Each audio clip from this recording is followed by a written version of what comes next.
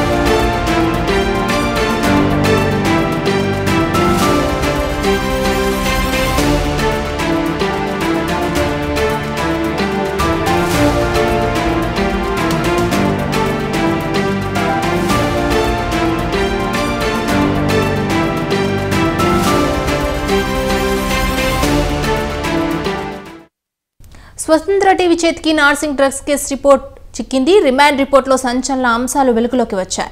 Narsingi drugs కేసులో మొత్తం 20 మంది నిందితులను చేర్చారు. నిందితుల్లో 7 ఫెల్డర్లు, 13 మంది వినియోగదారులు ఉన్నారు. A10 గా రకుల్ ప్రీత్ సింగ్ సోదరుడు అమన్ ప్రీత్ సింగ్ చేర్చారు. నైజీరియా, ఢిల్లీ, హైదరాబాద్, ఏపీలోని పలు ప్రాంతాలకు డ్రగ్స్ చేరుతున్నట్లు గుర్తించారు పోలీసులు. ఇక ఇదే అంశంపై మరింత సమాచారం మా ప్రతినిధి ఉషా ఫోన్ ఇన్ ద్వారా లైవ్ ద్వారా అందిస్తారు. ఉషా, చెప్పండి.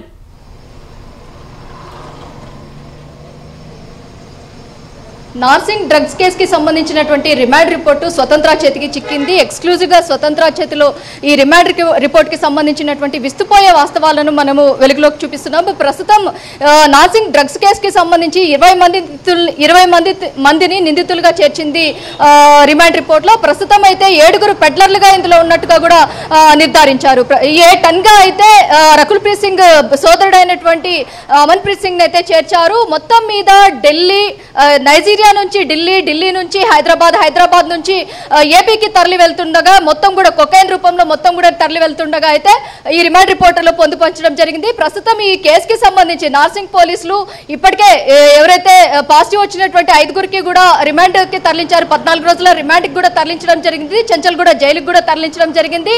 మొత్తం మీద ఒక్కొక్కరి హిస్టరీ చూసుకున్నట్టయితే, గత చరిత్ర చూసుకున్నట్టయితే వనోహా అనే మహిళకు ఫేస్బుక్ ద్వారా బ్లెస్సింగ్ అనే మహిళ పరిచయం అవ్వడము, బ్లెస్సింగ్ అనే మహిళ ద్వారా మొత్తం ఫేక్ ఐడిని ఒకటి క్రియేట్ చేసుకొని ఆ ఫేక్ ఐడి ద్వారానే ఆమె ఆ పేరుతోనే కొనసాగడము, మొత్తం 20 సార్లు హైదరాబాద్ నగరానికి నగరం మొత్తం కూడా 20 సార్లు డ్రగ్స్ ని సరఫరా చేసినట్టుగా అయితే ఈ రిమాండ్ రిపోర్ట్ లో పొందుపరిచారు.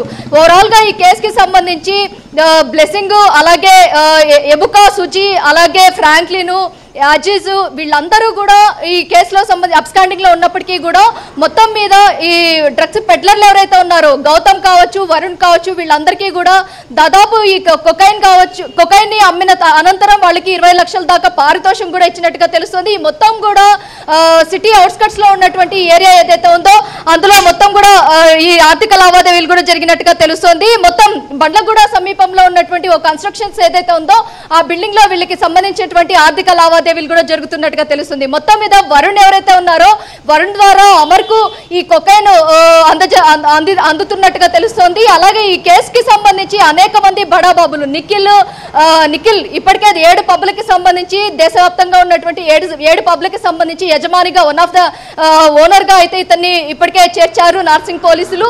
ఈ రిమాండ్ రిపోర్ట్ లో చూసుకున్నట్టయితే అనేక వాస్తవాలను వెలుగులోకి చూపెట్టారు.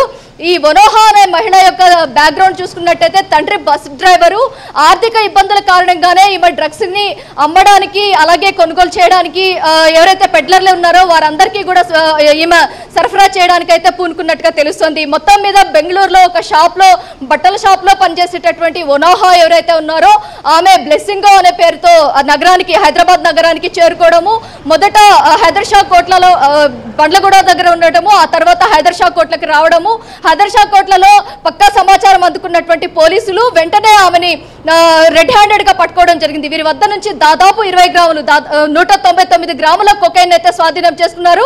దీని విలువ మార్కెట్ లో దాదాపు 35 లక్షల దాకా ఉంటుందనేసి పోలీసులు కూడా నిర్ధారించారు. వీరి వద్ద నుంచి దాదాపు 10 మొబైల్ ఫోన్స్ ని అలాగే ఇతరితర ల్యాప్టాప్లను కావచ్చు కార్లను కావచ్చు సీజ్ చేసినారు నార్సింగ్ పోలీసులు. డీసీపీ శ్రీనివాసరావు కూడా ప్రెస్ మీట్ లో కూడా వెల్లడించడం జరిగింది. మొత్తం మీద పాజిటివ్ వచ్చినటువంటి 5గురిని క్షుణ్ణంగా విచారించిన అనంతరం ఏదైతే వారిని కస్టడీకి తీసుకున్న తర్వాత మరింత సమాచారం వీరి వెనకాల ఇంకా ఎంతమంది ఉన్నారు, ఇప్పటికే అబ్స్కాండింగ్ లో ఉన్నటువంటి ఎబుకా కావచ్చు, ఫ్రాంక్లిన్ కావచ్చు, అజీజ్ కావచ్చు, వీళ్ళందరూ కూడా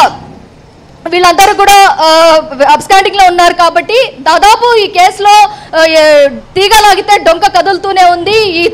మొత్తం బడాబాబులు కూడా ఇందులో ఉన్నారు. వ్యాపారవేత్తలు కూడా డ్రగ్స్ తీసుకున్నట్టుగా మొన్న పట్టుబడినటువంటి నార్సింగ్ డ్రగ్స్ కేసులో అయితే వెలుగులోకి వచ్చింది. భార్గవి.